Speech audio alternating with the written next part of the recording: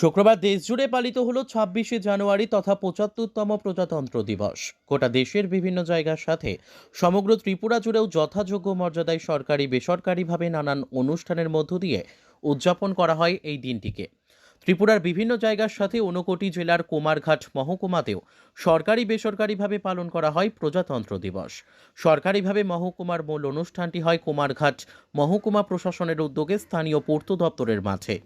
এদিন সকালে মাঠে জাতীয় পতাকা উত্তোলন করেন এলাকার বিধায়ক ভগবান চন্দ্র দাস। উপস্থিত ছিলেন মহকুমা শাসক সুব্রত কুমার দাস, মহকুমা পুলিশ আধিকারিক কমল দেব বর্মা সহ এলাকার সমাজকর্মীরা।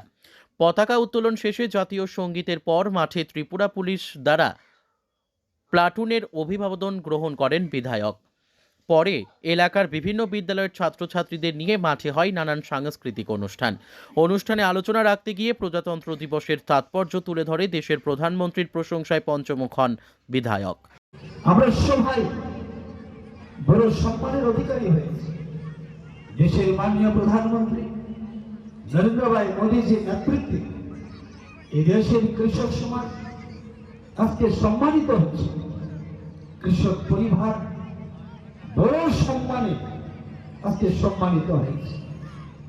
আমাদের দেশে মায়েরা, বোনেরা, মেয়েরা, মহিলা সশক্তিকরণের মধ্য দিয়ে আজকে সম্মানিত হয়েছে। এই দেশের যুবরা সবাই সম্মানিত হয়েছে। Bureau report, news daily Bharat.